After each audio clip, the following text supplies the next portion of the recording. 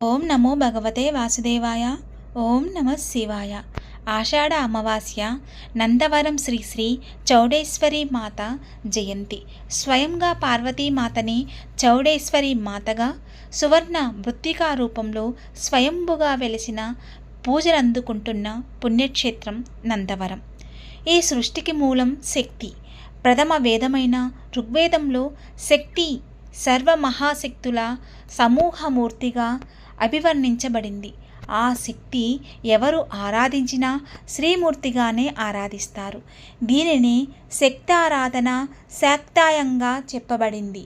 జగదాంబగా పేరు పొందిన ఆదిపరాశక్తి పలు నామాలతో పూజలందుకుంటూ ఉంది.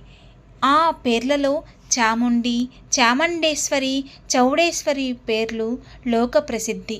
పార్వతీమాత శ్రీ చౌడేశ్వరి మాతగా పూజలందుకుంటున్న పుణ్యక్షేత్రం నందవరం.